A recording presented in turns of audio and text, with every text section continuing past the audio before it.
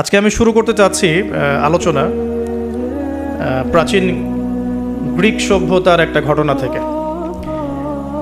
সত্যিকার অর্থে গ্রিকদের অনেক বড় হিস্ট্রি আছে। আমরা যারা হিস্ট্রির স্টুডেন্ট আছি এখানে, আমরা এটা জানি খুব ভালো করে যে গ্রিকদের কিন্তু একটা প্রাচীন হিস্ট্রি আছে। তো গ্রিকদের সাথে খ্রিশ্চান রিলিজন মানে খ্রিশ্চানিজম যেটা আমরা বলি, এর একটা সম্পর্ক আছে।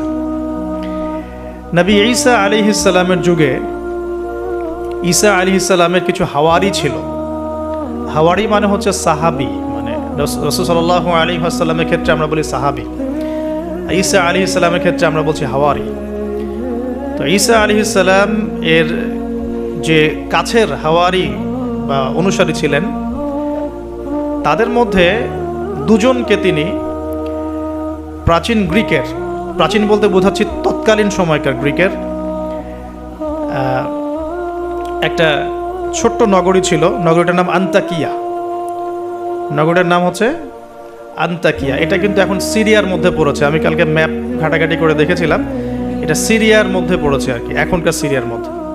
তো এই সিরিয়ার সাথে গ্রিকদের, রোমানদের এবং খ্রিস্টানিজমের একটা সম্পর্ক আছে। এমনকি যখন খালেদ বিন ওয়ালিদ রাদিয়াল্লাহু আনহু তাদের সময় যখন এই যে পারস্য এবং রোম বিজিত হয়েছিল, তখনও কিন্তু এই জায়গাগুলো মুসলিমদের করতলগত হয়েছে। তো এই আন্তাকিয়া শহরের মানুষরা তৎকালীন সময় ছিল মুশরিক। এক কথায় কি ছিল? মুশরিক। আমরা মিলাতে পারি এটাকে আবু জেহেলের যুগের সাথে। আবু জেহেল, আবু লাহাব, উতবা, শাইবার যুগে যেমন একটা সমাজ ছিল শিরকে নিমজ্জিত, মূর্তি পূজা হতো, মাধ্যম পূজা হতো, কবর পূজা হতো, মৃত মানুষের পূজা হতো ইত্যাদি। আবার যেমন আসহাবুল কাহাফের সময় দাকিয়ানুস বাদশার যে যুগটা ছিল, ওইটাও যেমন শিরকের মধ্যে ছিল। আবার ইব্রাহিম আলাইহিস সালামের সময় আজারের যুগটা, নমরুদের যুগটা যেমন ছিল, বা মুসা আলাইহিস সালামের সময় ফিরআউনের যুগটা যেমন ছিল, ঠিক ওই রকমই আন্তাকিয়ার যিনি রাজা ছিলেন, ওই সময়কার যুগটা ছিল শিরক বা কুফরে নিমজ্জিত আর কি। তো এই ছোট্ট রাজ্যটাতে নবী ঈসা আলাইহিস সালাম তাওহীদের দাওয়াত দেওয়ার জন্য তার দুজন অনুসারীকে পাঠিয়েছিলেন। কয়জন ভাই? দুজন অনুসারীকে পাঠিয়েছিলেন। ওয়াদরিব লাহুম মাসালান আসহাবাল ক্বরিয়া। আল্লাহ পাক এটা সূরা ইয়াসিনের মধ্যে বলেছেন। 13 থেকে প্রায় 32 নম্বর আয়াত পর্যন্ত পুরো লম্বা আলোচনা আছে, কিন্তু এই খুঁটিনাটি বিষয়গুলো সূরা ইয়াসিনের মধ্যে নাই। এগুলো তাফসির আপনাকে ঘাটতে হবে। একটা তাফসির যদি পড়েন মন কলিজা ঠান্ডা হয়ে যাবে, অন্তত একটা। সেটা হলো তাফসিরে জালালাইন। তাফসিরে জালালাইন এটা পড়লে কলিজা ঠান্ডা হয়ে যায়। অন্যগুলো পড়লে কলিজা একটু মনে হয় ক্ষুধা এখনো বাকি আছে আর কি। জালালাইন পড়লে মনে হয় যে ক্ষুধাটা মিটে গেছে, আলহামদুলিল্লাহ। এতটাই গভীর, আলহামদুলিল্লাহ, মাশাআল্লাহ। আমি এটা প্রিফার করি বেশি যে তাফসিরে জালালাইনটা বাসায় কিনবেন, পড়বেন। এটা মাদ্রাসার জন্য যেমন ভালো, জেনারেলদের জন্য ভালো। আর এটা মোটামুটি বাংলা অনুবাদ হয়ে গেছে এখন, আলহামদুলিল্লাহ। তো এখানে নবী ঈসা আলাইহিস সালাম দুজন হাওয়ারি বা দুজন রাসূল বলছি এই অর্থে, যিনি বার্তাবাহক এই অর্থে বলছি, রাসূল পাঠালেন ওই রাজ্যকে তাওহীদের আন্ডারে নিয়ে আসার জন্য, ওই রাজ্যের মধ্যে তাওহীদের দাওয়াত দেওয়ার জন্য। আমরা এখানে কিন্তু শিক্ষা পাচ্ছি তার দাওয়াত বা দ্বীনের প্রারম্ভিক বিষয় শুরু হবে তাওহীদ থেকে। দ্বীনের প্রাথমিক বিষয় শুরু হবে কি থেকে? তাওহীদ থেকে। দ্বীনের প্রাথমিক বিষয় খেলাফত থেকে শুরু হচ্ছে না। দ্বীনের প্রাথমিক বিষয় কিন্তু রাষ্ট্র কায়েম থেকে শুরু হচ্ছে না, বরং দ্বীনের প্রাথমিক বিষয় শুরু হচ্ছে তাওহীদের দাওয়াত থেকে। এবং দাওয়াত দিবে কারা? এইরকম রাসূল, মুখলেস, আল্লাহ পাকের একজন বাছাইকৃত বান্দা যারা। আমরা তো বাছাইকৃত রাসূল নই, তাহলে আমরা রাসূলদের অনুসারী হওয়ার ক্ষেত্রে যেন পরিপূর্ণতা অর্জন করতে পারি, এটা আমাদের টার্গেট থাকবে। মানে আমরা রাসূল হতে পারছি না, আমাদের এটা দরজা বন্ধ, কিন্তু সাহাবীদের মতো হওয়ার চেষ্টা করতে হবে। মানে আমাদের দরজাটা এখানে আর কি। তো এখন দাওয়াত দিতে গিয়ে তারা যখন শহরে ঢুকলেন, এখানে শহরের রাজার নাম কি ছিল ইত্যাদি মেনশন করা হয় নাই। কোরআন চুপ আছে, আমরাও চুপ আছি, ঠিক আছে। ঢোকার পথেই শহরের শুরুতেই একজন ব্যক্তির সাথে দেখা হলো। এই ব্যক্তি একজন কাঠমিস্ত্রি ছিলেন। কি ভাই? কাঠমিস্ত্রি। তো কাঠমিস্ত্রিকে নাজ্জার বলা হয়, আরবি দিয়ে কি বলা হয়? নাজ্জার। তো তাকে জিজ্ঞাসা করলেন দুজন রাসূল যে আপনার নাম কি? সে বলছে আমার নাম হাবিব বিন ইসরাইল। হাবিব বিন ইসরাইল। তো তিনি জিজ্ঞাসা করছেন আপনারা এখানে কেন এসেছেন? ওই দুজন রাসূল বলছেন যে আমরা এখানে তাওহীদের দাওয়াত দিতে এসেছি। কোন তাওহীদ, আপনাদের ইলাহকে, আপনাদের রবকে? তখন তিনি ওই রকম করে কথা বলছেন যে যেমনটা ইব্রাহিম আলাইহিস সালাম বলেছেন, আমার রব জীবিতকে মৃত্যু দিতে পারেন, মৃতকে জীবিত করতে পারেন। আমার রব, আমাদের রব আসমান থেকে বৃষ্টি বর্ষণ করেন, সেই বৃষ্টি দিয়ে এই মৃত জমিনকে জীবিত করেন, শস্য ফলান, সেগুলো আমরা খাই। আমাদের রব সূর্যকে পূর্ব দিক থেকে ওঠান, পশ্চিম দিকে ডোবান। এরকম যত বৃত্তান্ত আল্লাহ সম্পর্কে, তাওহীদের যত কথা তাকে শোনানো হলো। তো সে ব্যক্তি একটা প্রশ্ন করে বসলো যে তাহলে কি আমাকে কোনো মোজেজা দেখাতে পারবেন কিনা? আপনি যে একত্ববাদের কথা বলছেন, এক আল্লাহর কথা বলছেন, কোনো মোজেজা দেখাতে পারবেন কিনা? এখন মনে করেন তো দেখি যে ঈসা আলাইহিস সালামের যুগের মোজেজা কি ছিল। এক এক যুগের মোজেজা কিন্তু এক একটা। মোজেজা বোঝেন কিনা? অলৌকিকত্ব, যেটা নবীগণের মাধ্যমে প্রকাশ পায়। এটা আল্লাহর ক্ষমতা, এটা নবীদের ক্ষমতা নয়, কিন্তু আল্লাহ পাকের ক্ষমতা, নবীদের মাধ্যমে আল্লাহ প্রকাশ করেন। আল্লাহ পাক এই জামানাতেও আল্লাহ পাকের ওলিদের মাধ্যমে ক্ষমতা প্রকাশ করাতে পারেন। আল্লাহ পাক এখনো ক্যাপেবল এটার জন্য। তো সেরকম মানুষ হতে হবে আগে, সেরকম মানুষ তো হতে হবে। অনেক আল্লাহর বান্দা আছেন, দেখবেন আপনার জন্য দোয়া করছে, আপনার সমস্যা দূর হয়ে গেছে, হয়নি? এমন হয়। তো আল্লাহ পাক, এটা তার ক্ষমতা না, ক্ষমতা কার? আল্লাহ পাকের। এখন ওই সময়কার মোজেজা ছিল কিন্তু কুষ্ঠ রোগীকে ভালো করে দেয়া, মনে আছে? অন্ধত্ব দূর করে দেয়া, এবং মৃত ব্যক্তিকে জীবিত করেছেন ঈসা আলাইহিস সালাম আল্লাহর হুকুমে, মনে আছে? যে যুগের মোজেজা, মানে যে যুগটা, যে বিষয়ে বেশি বৈচিত্র্যময় ছিল, ওই যুগে আল্লাহ পাক ওই মোজেজাই দিয়েছেন। যেমন সুলাইমান আলাইহিস সালামের সময় জিনদের খুব দাপট ছিল, বুঝছেন? তো সুলাইমান আলাইহিস সালামের সময় জিনদের দাপটটা বেশি ছিল। আল্লাহ পাক জিনদের উপর সুলাইমান আলাইহিস সালামকে কন্ট্রোল দিয়ে দিয়েছে। ওই যে বাতাসে তার সিংহাসন ফ্লাই করতে শুরু করলো, তার আংটির মধ্যে আল্লাহ পাক ক্ষমতা দিয়ে দিলেন। জিনদেরকে যে কাজ করতে বলতো সেই কাজ জিনরা করতে বাধ্য হতো, মনে আছে ঘটনা? আচ্ছা, আবার মুসা আলাইহিস সালামের সময় জাদুবিদ্যার চর্চা হতো, জাদুবিদ্যার চর্চা। এই চর্চা কিন্তু এখনো হয়, এখনো জাদুবিদ্যার চর্চা হয়, ব্ল্যাক ম্যাজিকের চর্চা এখনো হয়। এগুলো থেকে বেঁচে থাকাটা খুব বেশি ইম্পর্টেন্ট, কারণ এগুলোতে ইফেক্টেড হয়ে গেলে অনেক সমস্যা হয়ে যায়। আমি শেষের দিকে প্রশ্নোত্তর পর্বে কিছু আয়াত বলে দেবো আপনাদেরকে ইনশাআল্লাহ। এই কোরআনের আয়াতগুলো নিয়মিত পড়বেন ইনশাআল্লাহ। তো ওই সময় আল্লাহ পাক মুসা আলাইহিস সালামকে লাঠি দিয়ে জাদুবিদ্যার বিপরীতে মোজেজা দেখিয়েছেন, মানে যখন যেটা তার বিপরীতে সেই মোজেজা, বুঝতে পারছেন? নবী সাল্লাল্লাহু আলাইহি ওয়াসাল্লামের যুগে কবি সাহিত্যের যুগ চলছে, একদম কাব্য সাহিত্য নিয়ে তারা খুব গর্ব করত। আল্লাহ পাক কোরআন নাজিল করলেন, সব সাহিত্য ধসে গেল। এটা কোরআনের মোজেজা। আবার ঈসা আলাইহিস সালামের সময় চিকিৎসা বিজ্ঞানের খুব জয় জয়কার চলছিল আর কি। চিকিৎসা শাস্ত্র নিয়ে মানুষের অনেক বেশি মানে আগ্রহ ছিল, যেটা এটা দিয়ে এটা হয়, এটা দিয়ে এটা হয়। আল্লাহ পাক তখন এমন মর্যাদা দিয়েছেন যে মৃত মানুষকে জীবিত করে দেখিয়ে দিয়েছে। তো এই দুই ব্যক্তিকে ওই নাজ্জার হাবিব বিন ইসরাইল, সে ব্যক্তি বলছে যে আমাদেরকে কোনো মোজেজা দেখাতে পারো কিনা। এখন সে বলছে ঠিক আছে, মোজেজা দেখাতে পারবো ইনশাআল্লাহ। আমার এই সন্তান, আমার এই ছেলে দীর্ঘদিন থেকে চোখে অসুখে ভুগছে, এক চোখ নষ্ট হয়ে যাচ্ছে, তুমি শেফা দিতে পারবে কিনা আল্লাহর হুকুমে। আল্লাহ পাকের দরবারে তারা সেজদায় পড়ে গেলেন, আল্লাহর কাছে সাহায্য চাইলেন, তার চোখে হাত বুলালেন, আলহামদুলিল্লাহ চোখ ভালো হয়ে গেল। এগুলো কিন্তু কোনো গালগল্প নয়। এবার হাবিব নাজ্জার, তার কিন্তু বিশ্বাস হয়ে গেল, হ্যাঁ এটা তাওহীদের ফসল, এটা তাওহীদের ফসল। এবার তিনি দেনান সাক্ষ্য দিলেন যে আশহাদু আল্লা ইলাহা ইল্লাল্লাহ ওয়া আন্না মুহাম্মাদান, তখন ছিল না, তখন ছিল কি ঈসা রূহুল্লাহ ওয়া আবদুহু, এরকম একটা কালিমা ছিল তখন, ঠিক আছে? তো তিনি মুসলমান হয়ে যেটা করলেন, ওই জনপদের থেকে নির্জনতা অবলম্বন করা শুরু করলেন। তিনি মুসলমান হয়ে কিন্তু জনপদের ভিতর ঢুকে পড়েন নাই, প্রথমে একটু নির্জনতা অবলম্বন করা শুরু করলেন, কারণ সমাজের সবাই কিন্তু মুশরিক। এখন ওখানে যদি আপনি সরাসরি ঢুকে যান, ঢুকায় আপনি এখন যদি জোরে জোরে তাকবীর দেওয়া শুরু করেন, তাহলে তো রিমান্ড হবে আর কি। তো তিনি নিজেকে একটু সেফ করে একা একা ইবাদত করা শুরু করলেন। এখানে আমাদের শিক্ষা আছে কিন্তু। আমি এই হাবিবে নাজ্জারের ঘটনা, ওই তৎকালীন সময়কার ওই আন্তাকিয়া শহরের শিরক, এগুলোর সাথে আপনি বর্তমান বিশ্বকে মেলাতে পারবেন। এখনকার বিশ্বের অবস্থাও কিন্তু মোটামুটি এরকমই। অনেক আলোচনা আমি আগে করেছি বিগত লেকচারগুলোতে, যে এই ওয়ার্ল্ডের প্রতিটা ডিপার্টমেন্টেই শিরক আছে, একদম এডুকেশন থেকে শুরু করে, শিক্ষা থেকে শুরু করে পলিটিক্স পর্যন্ত সবখানেই শিরক আছে। কোনো জায়গায় শিরক বাদ নাই। ইকোনমিক্সেও শিরক আছে, সামাজিক কালচারে শিরক আছে, আমাদের চিন্তা দর্শনে শিরক আছে, আমাদের মিডিয়ার মধ্যে শিরক আছে, আমাদের বুদ্ধিজীবীদের মধ্যে শিরক আছে, আমাদের রাজনীতিবিদদের মধ্যে শিরক আছে, আমাদের ধর্ম নেতাদের মধ্যেও শিরক আছে কোনো কোনো জায়গায়, আছে না? আছে। যদি আপনি ভালো করে খিজরের মতো দেখতে শেখেন আপনি বুঝতে পারবেন এই ওয়ার্ল্ডটা শিরকের আন্ডারে আছে। তো এটা বাস্তব, সামনে মানুষ দেখবে এগুলো। এখন এই অবস্থায় হাবিবে নাজ্জার শহরে ঢুকে দাওয়াতি কাজ শুরু করেন নাই, একা একা তিনি নিজেকে তৈরি করেছেন, আগে তাস্কি আধ্যাত্মিক অর্থ অর্জন করার চেষ্টা করেছেন, ইবাদত বাড়িয়েছেন। এদিকে ওই দুজন রাসূল তারা শহরে প্রবেশ করলেন, বেশ কিছু সময় তারা মানুষকে দাওয়াত দেওয়ার চেষ্টা করলেন, কিন্তু মানুষ ইসলাম কবুল করছে না। ঠিক মক্কার অবস্থার মতোই। এই সূরাটা কোথায় নাজিল হয়েছে? মক্কায়। কোথায়?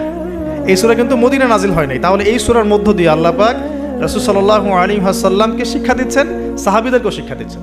ঠিক মাক্কি পরিবেশের মতোই তৎকালীন পরিবেশটা ছিল।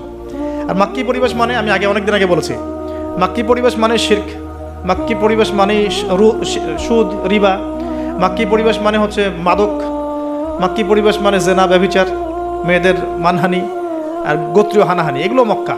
মক্কা মানে এগুলো যেটা এখনকার ওয়ার্ল্ডে চলছে। আপনি যদি ছোট ছোট সেন্সে চিন্তা করেন না, তাহলে আমাদের সোসাইটিটাও মাক্কি। ছোট সেন্সে চিন্তা করেন, এখানে শিরক দিয়ে ভর্তি, রিবা সুদ দিয়ে ভর্তি, মাদক দিয়ে ভর্তি, মেয়েদের যে জেনা, ব্যভিচার, পর্নোগ্রাফি এগুলো দিয়ে ভর্তি, আর কি গোত্রীয় হানাহানি তো আছেই। এটা এখন পলিটিক্যাল হানাহানিতে রূপ নিয়েছে, কোনো কোনো জায়গায় ধর্মীয় হানাহানি হচ্ছে, মসজিদে মসজিদে ভাগাভাগি হচ্ছে। আছে মক্কার আদর্শ কিন্তু এখনও সমাজের মধ্যে আছে, খালি দার্শনিক দৃষ্টিভঙ্গিতে দেখতে শিখুন, একটু খিদিরের মতো দেখতে শিখুন। এখন দেখুন, এই দুজন রাসূল দাওয়াত দেওয়ার পর, দীর্ঘদিন দাওয়াত দেওয়ার পরে যখন মানুষ ইসলাম কবুল করছে না, তখন তারা প্রকাশ্যে মানে আল্লাহু আকবার, তাকবীর এটা দেওয়া শুরু করেছে। যখনই বের হতেন তারা তাকবীর দিতেন, আল্লাহু আকবার, আল্লাহু আকবার, আল্লাহু আকবার, লা ইলাহা ইল্লাল্লাহ, লা ইলাহা ইল্লাল্লাহ, এভাবে প্রকাশ্য দাওয়াত দেওয়া শুরু করলেন। ঠিক আব্দুল্লাহ বিন মাসউদ রাদিয়াল্লাহু আনহুর মতো। নবী সাল্লাল্লাহু আলাইহি ওয়াসাল্লাম একদিন বললেন যে, কে আছো কুরাইশদেরকে কোরআন শোনাতে পারো? তারা তো কোরআন শুনতেই চায় না, কোরআন বললেই কানে আঙ্গুল ঢুকায় দেয়। হ্যাঁ, কোরআন বললেই তারা কাপড় দিয়ে মাথা আবৃত করে, এগুলো কোরআনে আছে। কিন্তু তখন আব্দুল্লাহ বিন মাসউদ, সুবহানাল্লাহ, রুয়াইয়াল গানাম বলা হতো তাকে, মানুষ তাচ্ছিল্য করত, মানুষ তাকে তাচ্ছিল্য করত। তার পা ছিল সরু, মানে চিকন সরু, পা দেখে আবু জেহেল হাসাহাসি করত, সুবহানাল্লাহ। আর ওই পায়ের নিচেই আবু জেহেলের মৌত আল্লাহ লিখেছিলেন, সুবহানাল্লাহ। ওই পা দিয়ে তার আবু জেহেলের বুকের উপর পাড়া দিয়ে তিনি তাকে গর্দান কেটেছেন বদরের মাঠে। খালি 13 বছরের ব্যবধান, সময়ের ব্যবধান, খালি জাস্ট টাইম টক্স, মানে সময় কথা বলে না, সময় কথা বলে। এই আব্দুল্লাহ বিন মাসউদ রাদিয়াল্লাহু আনহুর পায়ের তলেই আবু জেহেল আবার মারা গেছে। তো এই আব্দুল্লাহ বিন মাসউদ রাদিয়াল্লাহু আনহু বললেন যে, আমি শোনাবো কুরাইশদেরকে কোরআন ইনশাআল্লাহ। তারপর তিনি বের হয়ে কাবা ঘরের সামনে গিয়ে আর রহমান আল্লামাল কোরআন খালাকাল ইনসান এই তেলাওয়াত শুরু করলেন। বাস, মায়ের শুরু হলো। এখন যদি আপনি বের হয়ে সবার সামনে বলেন, আল্লাহর হুকুম ছাড়া কোনো হুকুম নাই, ইনিল হুকমু ইল্লা লিল্লাহ, আল্লাহর হুকুম ছাড়া কোনো হুকুম নাই, ওয়া মান লাম ইয়াহকুম বিমা আনজালাল্লাহু ফাউলাইকা হুমুল কাফিরুন, মায়ের একটা মাটিতে পড়বে? একটাও গায়েবই হয়ে যেতে পারেন আপনি, নাই আউট অফ হিস্ট্রি। আপনি আপনার কথা মানুষ ভুলে যাইতে পারে, হয় না এমন? আর যদি জাতিসংঘে গিয়ে বলেন যে এর যত বেজ আছে সব শিরকের উপর আছে, সারা ওয়ার্ল্ডের মধ্যে শুধু ইসলামিক খেলাফা চলবে, তাইলে কি হবে? তো এই অবস্থা হয়েছে আব্দুল্লাহ বিন মাসউদ রাদিয়াল্লাহু আনহু। বেচারা মক্কায় গিয়ে কাবা ঘরের সামনে গিয়ে বলছে, লা ইলাহা ইল্লাল্লাহ, আল্লাহ ছাড়া কোনো মাবুদ নাই, আর রহমান আল্লামাল কোরআন খালাকাল ইনসান আল্লামাহুল বায়ান ফাবিআইয়ি আলাই রাব্বিকুমা তুকাযযিবান। বাস, আবু জেহেল, আবু লাহাব, উতবা, সাইবা সবগুলো মেরে মারা শুরু করেছে। তাহলে শিক্ষা হচ্ছে এগুলো সুন্নত। শিক্ষাটা কি? দিনের পথে যদি সত্যিকার কেউ ইফোর্ট দেয়, তাহলে এই জিনিসগুলো তার ভাগ্যে আসবে। এই নির্যাতন, নিপীড়ন বা অপদস্থতা তার ভাগ্যে আসবে। যাদের ভাগ্যে আসছে না, 100% বলতে পারবো যে সেটা সঠিক পথ নয়, 100%। হ্যাঁ, সঠিক পথের ডানে বামে আমরা চোরা রাস্তা খুঁজি, তো সঠিক ক, সঠিক খ, সঠিক গ, হ্যাঁ, সঠিক অল্প সঠিক, বেশি সঠিক, একটু বেশি সঠিক, মানে এরকম আর কি। সত্যিকার অর্থে ওই রকম সঠিক পথে গেলে এগুলো আসবে। তো এটা একটা ফলসিফিকেশন টেস্ট, যাদের উপর এগুলো আসতেছে সন্দেহ নাই যে ইনশাআল্লাহ তারা সঠিক পথে আছে। তারা সারা দুনিয়া থাক না থাক, ওই ব্যক্তি সঠিক পথে আছে, না হলে তার উপরে এগুলো আসতো না। এখন যাই হোক, ওইদিকে যাচ্ছি না আমি। এখানে এই দুজন রাসূল সেম ভূমিকা পালন করলেন। ব্যাস, এবার রাজা তাকে গ্রেফতার করা শুরু করলেন। কোন রাজা? আন্তাকিয়া শহরের রাজা। রাজা কিন্তু খ্রিস্টান ধর্মাবলম্বী ছিলেন, সরি, রাজা খ্রিস্টান ধর্মাবলম্বী ছিলেন না। খ্রিস্টান ধর্মাবলম্বী হওয়ার জন্য ঈসা আলাইহিস সালাম তাকে দাওয়াত দিচ্ছেন এই দুজন রাসূলের মাধ্যমে। তো রাজা তখন এই দুজন ব্যক্তিকে ধরে রেখে দিল। এই দুজন ব্যক্তির নাম এক একটা কিতাবে এক এক রকম এসেছে। আমি 3টা নাম পেয়েছি আর কি। একটা হচ্ছে, প্রথম ব্যক্তির নাম ছিল ইউহান্না, হ্যাঁ। দ্বিতীয় ব্যক্তির নাম ছিল রাসূল, কিন্তু তারা মানে কার রাসূল? ঈসা আলাইহিস সালামের প্রেরিত দূত। এই দূত অর্থে বলছে রাসূল। একজনের নাম ছিল বাউলাস, একজনের নাম হচ্ছে ইউহান্না, একজনের নাম কি ছিল? বাউলাস। আর অন্য একটা বর্ণনা আসছে যে একজনের নাম ছিল সাদেক, আর একজনের নাম ছিল মাসদুক। একজনের নাম সাদেক, একজনের নাম মাসদুক। আচ্ছা, এই দুজন এখন গ্রেফতার। তো এবার তাদেরকে রেখে দেওয়া হয়েছে। ঈসা আলাইহিস সালাম আরও একজন ব্যক্তিকে তাদের সাহায্যের জন্য পাঠালেন। এটাই হলো কোরআনের এই আয়াতটা, যে ওয়াদরিব লাহুম মাসালান আসহাবাল ক্বরিয়া ইয জাআহাল মুরসালুন ইয আরসালনা ইলাইহিম ইসনাইন ফাকাযযাবুহুমা ফাআজ্জাজনা বিসালিস। যখন তাদের দুইজনকে অস্বীকার করা হলো, আমি আরও একজনকে পাঠালাম। এই আরও একজনের নাম হচ্ছে আপনার শামউন। কি নাম? শামউন। এই শামউন ছিল খুবই বিচক্ষণ। এখান থেকে আমাদের শিক্ষা আছে একটা, যারা দাওয়াতি কাজ করতে চান, দিন নিয়ে চলতে চান, দিন প্রচার করতে চান, বা দিন নিয়ে বড় স্বপ্ন দেখেন, এই শামউনের মধ্যে শিক্ষা আছে। কীরকম শিক্ষা? এই শামউন গিয়ে সরাসরি তাদেরকে বললো না যে আমি ওদের দুজনকে বাঁচাতে আসছি, বরং শামউন নিজের পরিচয় গোপন করে ফেলছে।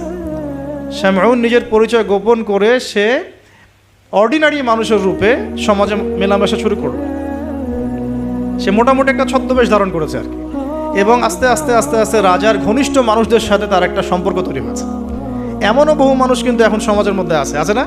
সরাসরি ইমান জানান দিতে পারে না, কিন্তু ভিতরে ভিতরে ইসলামকে সমর্থন করে, আছে না?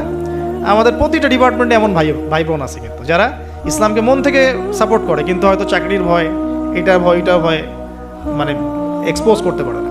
তো প্রথমত সে সেভাবে নিজেকে গুটিয়ে নিল। এক পর্যায়ে রাজার কাছে তার নাম ছড়িয়ে পড়লো। সে একদিকে তাদের সাথে মেশে, আরেকদিকে সে আল্লাহর কাছে দোয়া করে, নামাজ পড়ে, সেজদা করে। সে কিন্তু একজন আধ্যাত্মিক গুণে গুণান্বিত মানুষ। এক পর্যায়ে রাজার দৃষ্টি আকর্ষিত হলো তার প্রতি। ওই যে ইউসুফ আলাইহিস সালামের প্রতি রাজার দৃষ্টি আকর্ষিত হয়েছিল না? স্বপ্নের ব্যাখ্যা কেউ দিতে পারে না, ইউসুফ দিয়ে দিলেন। 7 বছর দুর্ভিক্ষ হবে, ওকে আমার কাছে নিয়ে আসো, ওকে আমার কাছে নিয়ে আসো, আমি তাকে আমার নিকটস্থ কাছের মানুষ বানিয়ে দিব। তো রাজা বা শাসক যদি সৎ হন, মনের মধ্যে যদি সততা থাকে না, তিনি খুঁজে বের করতে পারবেন কার দ্বারা আসলে জাতির খেদমত হওয়া সম্ভব। এটা দায়িত্ব তাদের, খুঁজে বের করা যে কোন কোন মানুষদেরকে কাছে নিয়ে আসলে দেশের বা জাতির খেদমত হবে। এই সৎসাহস তো সবাই দেখাতে পারে না। এখন এই ব্যক্তি, এই রাজা মোটামুটি এদিক থেকে বিচক্ষণ ছিল। সে এই শামউনকে কাছাকাছি নিয়ে আসলো, নিয়ে এসে বলল যে তোমার সব কথাবার্তা আমার কাছে খুব ভালো মনে হয়, তোমার জ্ঞানতাত্ত্বিক কথাবার্তাগুলো তুমি বলো, এগুলো খুব ভালো মনে হয়, তো তুমি আমার কি উপকার করতে পারো? তো শামউন বলছে যে আমি শুনেছি যে আপনার জেলখানায় 2জন ব্যক্তি আছে। কোন 2জন? আগে দুজন গ্রেপ্তার। তো তাদের ব্যাপারে আপনার কি মন্তব্য? আমার মন্তব্য, আমি আসলে ভাবার সময় পাইনি তাদেরকে নিয়ে, রাজা খুব ব্যস্ত ছিল। তাকে আমার কাছে নিয়ে আসেন, আমি কিছু কথা বলতে চাই তাদের সাথে। শামউনের কথা শুনে রাজা নিয়ে আসলেন তাদের 2জনকে। এবার শামউন কৌশলে এই 2 ব্যক্তির মাধ্যমে রাজাকে দাওয়াত দিচ্ছে। শামউন এদেরকে বলছে যে তোমরা কোন আল্লাহর ইবাদত করো, কোন আল্লাহর কথা বলছো, আমাদের এখানে তো এমন কোনো আল্লাহ নাই। তখন তারা আবার ব্যাখ্যা দিচ্ছে, আমরা সেই আল্লাহর কথা বলি যে আল্লাহ ছাড়া কোনো ইলাহ নাই, যিনি আসমান থেকে বৃষ্টি বর্ষণ করেন, যিনি মৃতকে জীবিত করেন, ইত্যাদি ইত্যাদি। তাওহীদের সব কথা তারা বলা শুরু করলেন, এবং রাজা কিন্তু শুনছে। শোনার মাধ্যমকে শামউন নিজে। তাহলে এখানে আমাদের শিক্ষা আছে না? আপনারা একটু ইসলামের পথে আসলেই সমাজ থেকে ডিসকানেক্টেড হতে চান কেন? সমাজের মধ্যেই থাকতে হবে, সমাজের মধ্যে থেকেই আপনি সমাজের ভিতর ইসলাম ছড়িয়ে দিবেন ইনশাআল্লাহ। ঠিক আছে? ইনশাআল্লাহ একদিন সমাজ পরিবর্তন হবে। আমরা যদি সমাজ থেকে ডিসকানেক্টেড হয়ে যাই তাহলে তো সমাজ নষ্ট হয়ে যাবে। তো দেখুন, অনেক যুবক ছেলে আমাদেরকে বলে, ভাইয়া নামাজ পড়তাম না, এখন নামাজ পড়ি, এখন বিসিএস পরীক্ষা দিব না ভাবছি। কেন দিবেন না? ওর সাথে কি সম্পর্ক? ওর সাথে কি শত্রুতা? আপনি আরো বড় বড় পোস্টে যান, মানুষকে তাওহীদের দাওয়াত দেন, তাওহীদ প্রতিষ্ঠার চেষ্টা করেন। আল্লাহ হেফাজত করুন, আল্লাহ তৌফিক দান করুন। এখন এই শামউনের থ্রু দিয়ে এই 2 ব্যক্তি রাজাকে দাওয়াত দিলেন, মাশাআল্লাহ। এবার রাজা জিজ্ঞাসা করছে যে কোনো মুজিজা আছে নাকি, কোনো অলৌকিকত্ব দেখাতে পারবে? আমরা যে আল্লাহর ইবাদত করি, মাঝে মাঝে কিন্তু জিনের উপাসনা করলে কিছু অলৌকিকত্ব দেখা যায়। অলৌকিকত্ব না, মানে ভেলকিবাজি দেখানো যায় আর কি। দেখবেন জিনতাত্ত্বিক যারা চর্চা করে, দেখবেন ভেলকি দেখায় মানুষকে। আপনি কোনো কবিরাজের কাছে গিয়েছেন, আপনাকে বলে দিবে যে 2 বছর আগে তুই এটা করছিলি না, এরকম কিন্তু বলে দেবে। আপনাকে ধাক্কা লাগলো যে হ্যাঁ তাই তো, আমার তেমন হয়েছে। আসলে ও যে জিনের উপাসনা করে, ওই জিন আপনার যে কারিন আছে এর সাথে কানেকশন ফিক্স করে আর কি। কারণ আপনার জিন ফিউচার জানে না, কিন্তু আপনার জিন তো আপনার হিস্ট্রি জানে। আপনার জিন আপনার হিস্ট্রি জানে। তো তখন আপনার কাছে মনে হলো হ্যাঁ তাই তো, আমি তো অমুক দিন অমুক মেয়ের জন্য দাঁড়াইছিলাম ওইখানে। আচ্ছা ঠিক আছে। এখন সে বলল যে হ্যাঁ আমরা মৌজাদা দেখাবো ইনশাআল্লাহ। কি মৌজাদা? 7 দিন আগে একটা বাচ্চা ওই রাজ দরবারে মারা গেছে। কয়দিন আগে? দাফন হয়নি এখনো, 7 দিন আগে মারা গেছে, লাশ সংস্কার হয়নি, লাশের অবস্থাও ভালো না। এখন এই 2 ব্যক্তি আল্লাহর কাছে দোয়া করলেন, আল্লাহ আজকে যদি তুমি মৌজাদা আমাদের হাত দিয়ে আমাদের মাধ্যমে দেখাও, ইনশাআল্লাহ এরা তাওহীদের উপর চলে আসবে। তো আল্লাহ রাব্বুল আলামিন মুআজিজা দেখালেন, ওই 7 দিনের মৃত বাচ্চা জীবিত হয়ে উঠল। এবার জীবিত হয়ে সে বলে উঠল যে আমি আসমানে দেখেছি, এই বাচ্চা বলছে এবার, আমি আসমানে দেখেছি একজন সুন্দর মানে চুলের বর্ণনা দেওয়া হয়েছে যে আমরা যেটাকে সিল্কি চুল বলি আর কি, লম্বা কাত পর্যন্ত সিল্কি চুলওয়ালা একজন মানুষ, একজন ব্যক্তি 3 জনের জন্য আল্লাহর কাছে দোয়া করছে। কয়জনের জন্যে? তার মানে সে মেবি ঈসা আলাইহিস সালামের দিদার পেয়েছে, মেবি, আল্লাহ ভালো জানেন, এটা বারজাক। এখন রাজা এবার হকচকিয়ে গেল 3 জনকে, কি আমরা তো 2 জন জানি, 3 জনকে। তখন ওই ব্যক্তি বলছে শামউন একজন, এই ব্যক্তি একজন। তখন শামউন দেখলেন যে রাজার এর উপর বেশ প্রতিক্রিয়া সৃষ্টি হয়েছে কথার উপরে। তখন শামউন আরো বড় চাপ দিল এই 2 জনকে যে না, তোমাদের এটা হয়তো কোনো জাদু হতে পারে। শামউন, তোমাদের কোনো জাদু হতে পারে, আমাদের এই রাজার এক মেয়ে মারা গেছেন, তোমরা পারলে তাকে জীবিত করে দেখাও দেখি। এবার তারা 2জন আবার সেজদায় পড়ে গেলেন, আল্লাহর কাছে দোয়া করলেন। আল্লাহ রাব্বুল আলামিন ওই রাজার দীর্ঘদিন আগে মৃত্যুবরণকারী একজন মেয়ে, তাকে কবর থেকে জীবিত করে তুলে দিলেন। এই মেয়ে একই কথা বলছে যে আমরা দেখেছি এই 3 জনের জন্য একজন ব্যক্তি আল্লাহর কাছে দোয়া করছে। এবার মাশাআল্লাহ মুআজিজা প্রকাশ পেয়ে গেল। কিন্তু এই মুআজিজা প্রকাশ পাওয়ার পরেও আপনারা তো জানেন যে ফেরাউনের সামনে কতগুলো মুআজিজা দেখানো হয়েছে, 9টা। কয়টা?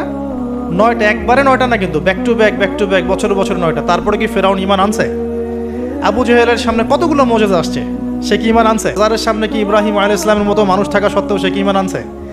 এরকম বহু মানুষ পৃথিবী থেকে চলে গেছে যাদের সামনে অগণিত মুআজিজা আসার পরেও ঈমান নিয়ে আসে না। আবার অনেক মানুষ এক দোয়ার বরকতে ঈমান নিয়ে চলে আসছে। খালিদ বিন ওয়ালিদের কথা শুনুন। খালিদ বিন ওয়ালিদ রাদিয়াল্লাহু আনহু উহুদে যুদ্ধ করেছেন ইসলামের এগেইনস্টে। যখন নবী সাল্লাল্লাহু আলাইহি ওয়াসাল্লাম বিদায় হজের আগে যখন তিনি ওমরা করেছেন, বিদায়ের ওমরা হজটা কাজা করেছেন, ওই সময় তিনি এসে শুধু একটা চিরকুট লিখে দিয়েছিলেন যে যদি খালিদ মুসলমান হতো তাহলে তার জন্য কতই না ভালো হতো। নবীজি এটাও বলেননি খালিদ আসো ইসলাম কবুল করো, তোমার আগের সব গুনাহ মাফ হয়ে যাবে, এটা এতটুকু বলেন নাই। নবীজি বলেছেন, খালি চিরকুটে লিখে দিয়েছেন যে যদি খালিদ ইসলাম কবুল করতো তাহলে কতই না ভালো হতো। এই একটা কথাই তার মনে এমন দাগ কেটেছে, তিনি নিজে গিয়ে মদিনা ইসলাম কবুল করে আসছেন। আর তারপরে তো জানেন তার হাতে ইসলামের কতগুলো বিজয় হয়েছে, প্রায় 80 থেকে 100টা ব্যাটেল তিনি লড়ছেন ইসলামের জন্য, এবং কোনো ব্যাটেলেই তিনি কিন্তু পরাজিত হন নাই। তাকে বলা হয় সাইফুল্লাহ, আল্লাহর তরবারি। এখানে একটা কথা বলি, এই মানুষকেও শয়তান ওয়াসওয়াসা দিত। এই খালিদ বিন ওয়ালিদ রাদিয়াল্লাহু আনহুকেও এই যে বললাম না, চোখ লাগা, বদনজর, ওয়াসওয়াসা, এই সমস্যা হতো। এই সমস্যাগুলো আমাদেরও হয়, হ্যাঁ, এবং এই অনলাইনের মাধ্যমে এটা বেশি হয়। তখন তিনি এসে নবীজিকে বলছিলেন যে আমাকে একটা দোয়া শিখায় দেন ইয়া রাসূলুল্লাহ। তিনি কিন্তু বীর বিক্রম, একজন সাহসী বীর সাহাবী। নবী সাল্লাল্লাহু আলাইহি ওয়াসাল্লাম তাকে দোয়া শিখিয়ে দিয়েছেন যে আউযু বিকালিমাতিল্লাহি তাম্মা মিন কুল্লি শাইতানি ওয়া হাম্মা ওয়া মিন কুল্লি আইনিন লাম্মা। একটা জায়গা আছে আউযু বিকালিমাতিল্লাহি তাম্মাতি মিন গাদাবিহি ওয়া ইকাবিহি ওয়া শাররি ইবাদিহি ওয়া মিন হামাজাতি শায়াতিন ওয়া আইয়াহদুর। দেখেন কোথা থেকে কোথায় আসলাম। এখন মুআজিজা দেখার পরেও তো বহু রাষ্ট্রপ্রধান ইসলাম কবুল করেছে। এখনও তো আপনার সামনে আমার সামনে মুআজিজা পড়ে আছে। কি মুআজিজা? কোরআন। কেউ কোরআন নিয়ে একটা ভুল প্রমাণ করুক, একটা বিধান প্রমাণ করুক যে মানবতা বিরোধী, বা এটা এই যুগে চলে না, ওই যুগে চলতো, এর মধ্যে এক জাররা পরিমাণ ভুল কেউ বের করতে পারে কিনা দেখুক। তারপরেও তো মানুষ কোরআন মেনে চলছে না। ব্যাপারটা এরকম হচ্ছে না? এখন রাজার সামনে অনেকগুলো মুআজিজা দেখানো হয়েছে ঠিকই, কিন্তু রাজা তাদেরকে কবুল করে নাই। ফিনিশিং হলো এটা। এবার এই 3 জনকে শাস্তি দেওয়া হবে। শামউনের আসল রূপ তো প্রকাশ পেয়ে গেছে। এবার শামউনের কি আসল রূপ প্রকাশ পেয়ে গেছে। এবার তিনজনকে শাস্তি দেওয়ার প্ল্যান করা হয়েছে। তখন তারা আল্লাহর কাছে দোয়া করলেন যে আল্লাহ আমাদেরকে এই জালেমের জুলুম থেকে আল্লাহ হেফাজত করুন। তো তাদেরকে আটকে রাখা হয়েছে, পাথর নিক্ষেপ করে হত্যা করা হবে, এটা হচ্ছে রায় ওদের। ওই সময়কার রায়গুলো এমন ছিল, রজম করে হত্যা করা হবে, বা বড় বড় কিছু গাভী ছিল ওদের, সোনার দিয়ে তৈরি বা পিতল দিয়ে তৈরি, এর ভিতরে মানুষকে ঢুকিয়ে নিজ দিয়ে আগুন জ্বালিয়ে দেওয়া হতো। চিন্তা করতে পারেন। তারপরে শুলদণ্ড ছিল, পিছনের রাস্তা দিয়ে লোহা আছে না, পেঁচানো লোহা বাকিয়ে ঢুকিয়ে মাথার মগজ দিয়ে বের করে দেওয়া হতো। এগুলো ছিল শুলদণ্ড। একজন সাহাবী খুবাইব রাদিয়াল্লাহু আনহুকে এইভাবে দণ্ড দিয়ে হত্যা করা হয়েছে। নাউযুবিল্লাহ, সুবহানাল্লাহ। আল্লাহ পাক তাকে জান্নাতের শীর্ষ মর্যাদা দান করুন, দোয়া করি।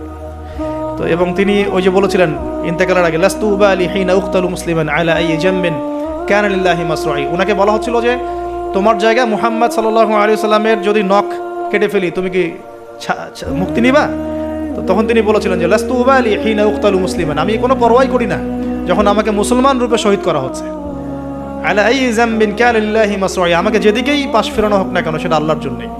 ওয়া যালিকা লিল্লাহি ওয়া ইয়াশা, তিনি এমন একজন ইলাহ যিনি চাইলে ইউবারিকা আলা ফি কুল্লি শিলউইন মুমাজ্জা, তিনি আমার প্রত্যেকটা গোস্তের টুকরায় হাড্ডিতে বরকত দিতে পারেন।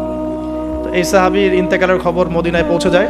এটা পড়ে নিন, এটা রাজির ঘটনা, রাজির ঘটনার মধ্যে পাবেন। সিরাত অবশ্যই পড়বেন, আর আমার জন্য দোয়া করবেন যে আমি চেষ্টা করছি আগামী বইমেলা আসার আগেই সিরাতের উপর একটা অনবদ্য কিতাব লেখার জন্য। আল্লাহ পাক তৌফিক দান করুন।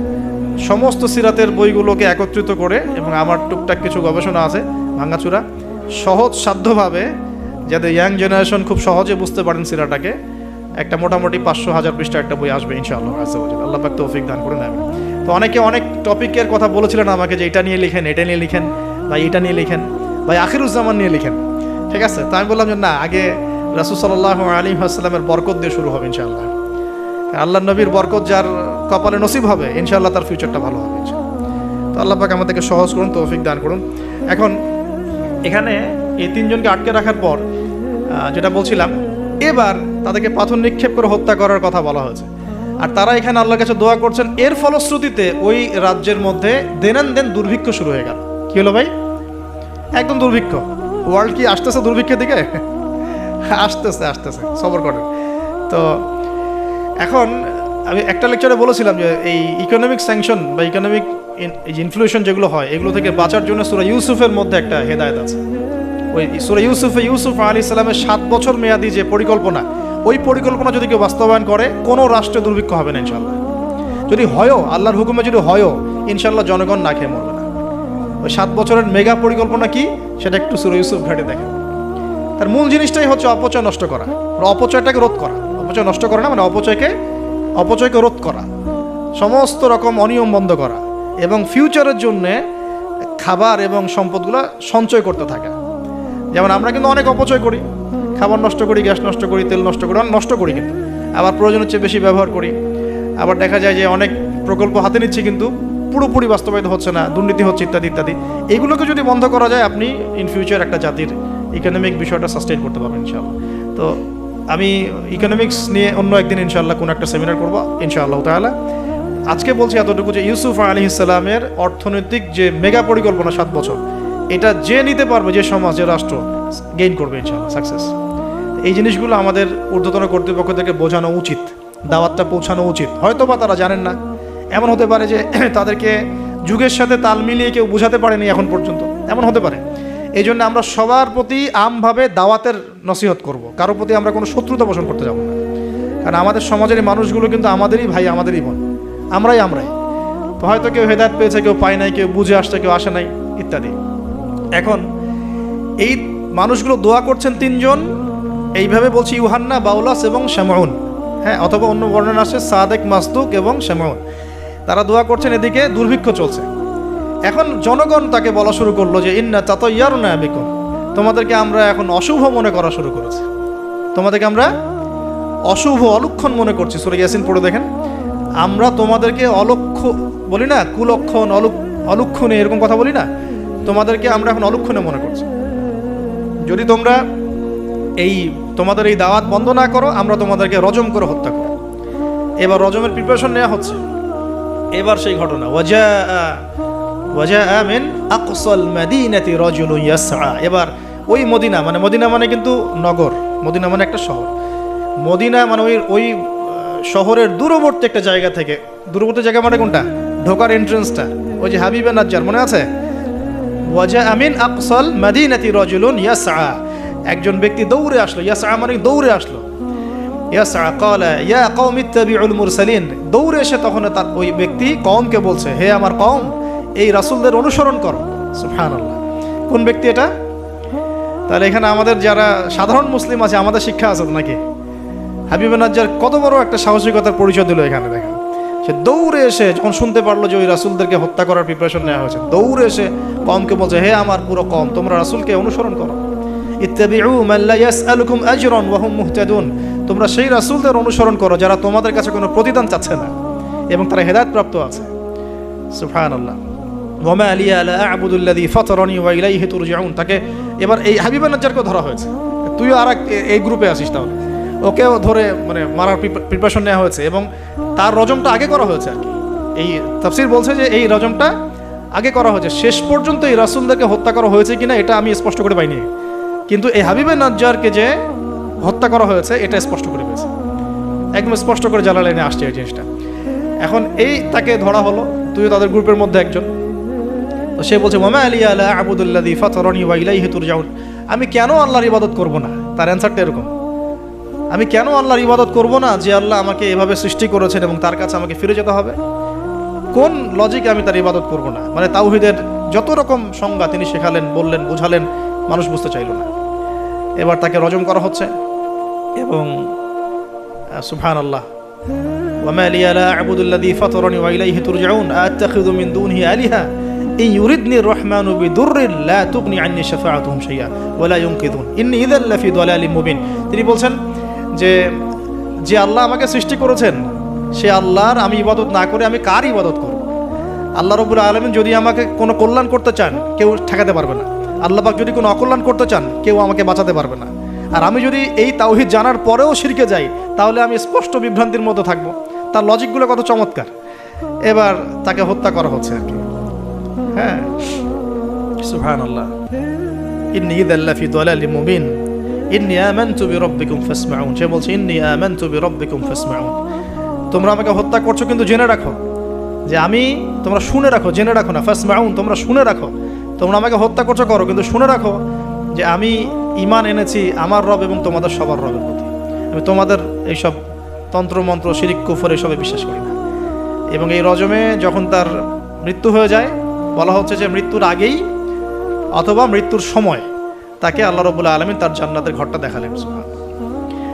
এবং তাকে বলা হচ্ছে যে কিলা দুখুলিল জান্নাহ ক্বালা ইয়া লাইতা কওমি ইয়ালামুন। সুবহানাল্লাহ, ক্বালা ইয়া লাইতা কওমি ইয়ালামুন, তখন যে বলছে, হায় আমার জনপদ, হায় আমার কওম, যদি তারা জানতো, যদি তারা বুঝতো যে আল্লাহ পাক আমাকে কি পরিমাণ নিয়ামত দিয়েছেন, কোন জান্নাতে আমি আছি, এইটা যদি আমার জনগণ বুঝতো তাহলে সবাই ঈমান নিয়ে আসতো।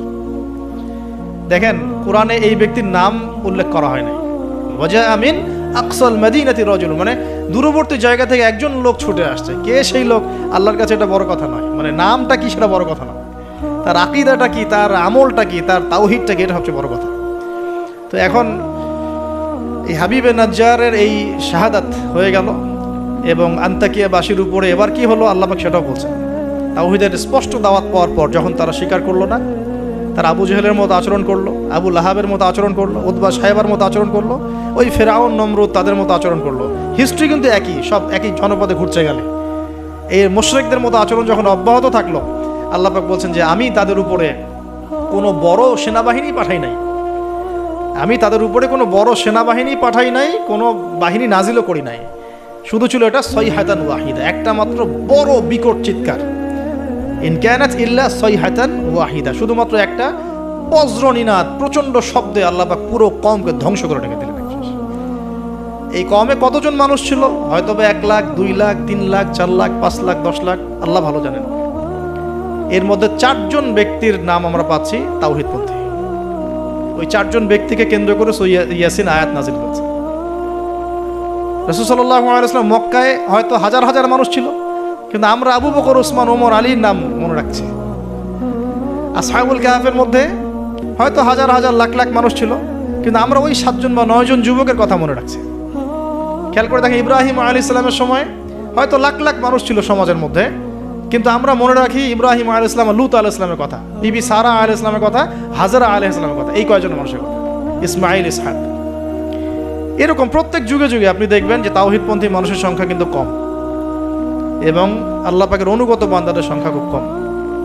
এই ঘটনাটা আল্লাহ রাব্বুল আলামিন এই আন্তাকিয়াবাসীর এই ঘটনাটাকে সূরা ইয়াসিনের এই 13 থেকে প্রায় 32 নম্বর আয়াত পর্যন্ত পুরোটা নিয়ে আসছেন। এবং এর মধ্য দিয়ে আল্লাহ রাব্বুল আলামিন আমাদেরকে যে মেসেজগুলো দিতে যাচ্ছেন সেটা হলো, পয়েন্ট আকারে ফাইন্ড আউট করি। দেখুন, ফার্স্ট অফ অল